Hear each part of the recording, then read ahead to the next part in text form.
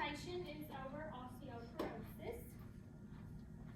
So osteoporosis occurs when the density and quality of bones is reduced, and because of this, it leads to porous and brittle bones.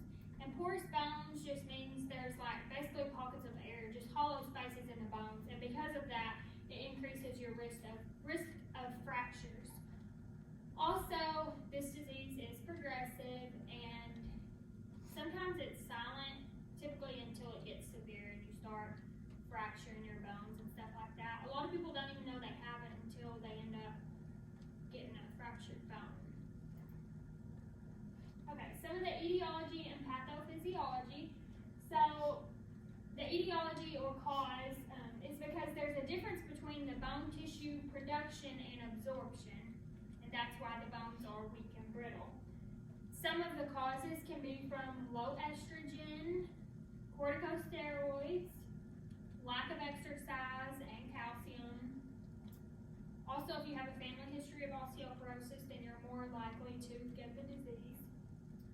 Also, the pathophysiology, it really depends on what's causing your osteoporosis.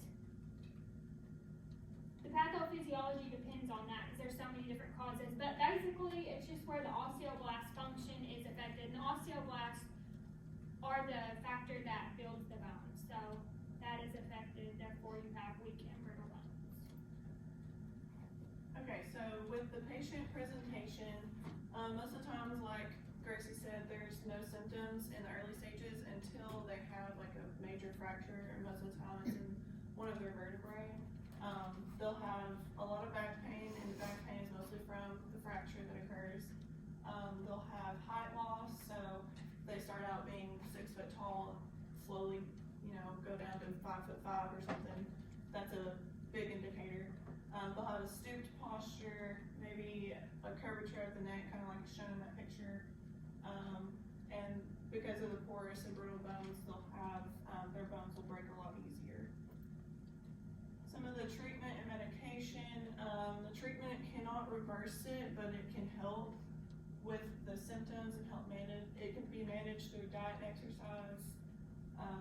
Phosphonates are most commonly prescribed, and estrogen therapy. Some of the diagnostics, they can have a bone density scan, which it's used to measure the bone mineral density, which is basically the things in your bones that cause your bones to be porous and brittle. It's most commonly performed by DXA or DEXA. They can do a CT of your spine or an MRI of your spine. The nursing interventions, we've got your diet. You need lots of calcium. You need to minimize alcohol and caffeine. You need to get regular sunlight. Your exercise, anything is better than nothing. Osteoporosis, anything that you can, weight bearing, like golf, tennis, anything like that, is really good for exercise. Smoking. Smoking cessation is a huge risk factor for osteoporosis and bone fracture. Women usually go into early menopause whenever smoking and osteoporosis are involved. And smoking also hinders healing. So your medications are Fosamax, Actinol, Benevia, Reclass, and calcium and vitamin D. These all promote bone health, treatment, or prevent osteoporosis. And safety, you need to prevent falls. You need to make sure that their house is safe, make sure that they're not cluttered paths or anything like that, or rugs that are loose. So definitely preventing the falls is a big risk or a safety consideration. Okay, your education. So your support and resources. Your support and resources is the American Bone Health. It offers free presentations on bone health of freedom from fractures. Hospitals Senior centers and YMCA's usually have these resources. So the smoking cessation, like I said before, you need to prevent smoking. It is a huge risk factor in bone fracture. And the preventatives. Your preventatives are diet, exercise, smoking, and safety.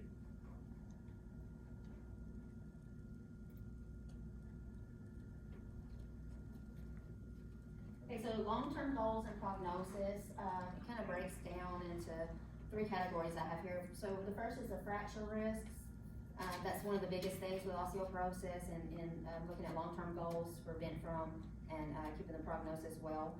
So the prognosis is good for a patient if bone loss is detected early on, like in the first phases, and the proper interventions is implemented. So the biggest intervention, like I said before, is to prevent fractures. Since osteoporosis is usually asymptomatic, education and educating the patient and the community on the disease process and its long-term consequences is very important in the prevention of the fractures. Also, teaching about some important goals for long-term outcomes are just as important.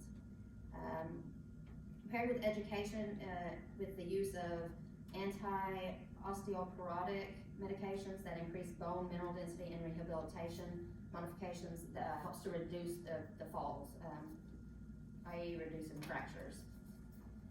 Some examples of appropriate goals for osteoporosis, treatment and prevention are things like prevention of fractures, yet again, prevention of age-related and secondary causes of bone loss, prevention of the structural integrity of the actual skeleton, and then decrease in morbidity and mortality. Another excellent source is decrease in bone fractures, is where it's developed by the World Health Organization, who called that the FRAX tool. It's actually a complex fracture risk algorithm that helps to calculate like a 10-year probability of whether or not any major osteoporotic fractures by calculating those clinical risk factors such as your age, sex, personal history of fractures, low body mass index, use of oral glucocorticosteroids, secondary osteoporosis such as your rheumatoid arthritis, parental history of fractures. So if your family, mom, dad has any history of fractures as they got older, current smoking status, again as Mary Beth pointed out, and alcohol intake of 3 or more drinks per day. Then your morbidity and mortality rate. So in 2004, the Surgeon General reported that osteoporosis and other bone diseases are responsible for about 1.5 million fractures a year, and in 2005, over 2 million osteoporosis-related fractures occurred in the U.S. Osteoporosis is the leading cause of fractures in elderly and is associated with an 80% of all fractures in these over 50 years of age or older. Approximately 33% of women who live to age 90 years or older will suffer a hip fracture, which is the most common, and is associated functional decline, nursing home placement, and death. So there are a few resources. It's kind of the same that we've mentioned before. There are many that are recommended resources that can be used to aid in treatment and prevention of osteoporosis. So here are just a couple. First, we have the National Osteoporosis Foundation, the NOF. That's actually, you can visit at www.nof.org. And basically, they're the leading health organization dedicated to preventing osteoporosis and broken bones, promoting strong bones for life, and reducing human suffering through programs of public and clinician awareness, education, and advocacy, along with research. Then you have United States Bone and Joint Initiative, so the USBJI. You can visit that at www.usbji.org.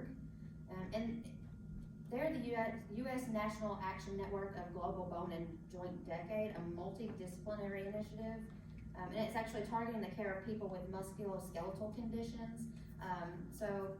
Their focus is on improving the patient quality of life as well as advancing the understanding and treatment of those specific conditions through research, prevention, and education. So they're kind of the same as the National Osteoporosis Foundation, but they also kind of focus on joint and other things with the skeletal. The focus mainly though is the biggest part is going to be patient education. Again, we mentioned that before. So the biggest focus on that is patient education and the prevention of osteoporosis. If we don't educate our patients, That's where we start at the beginning, so then we get to the other areas of decline.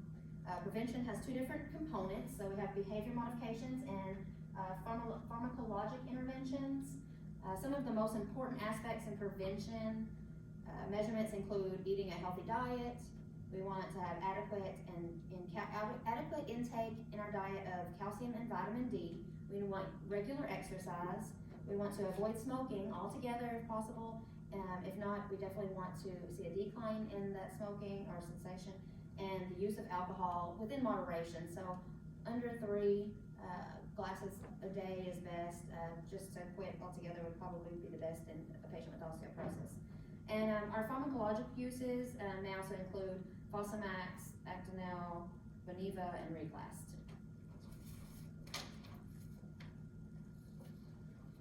And here are our references. Thank you.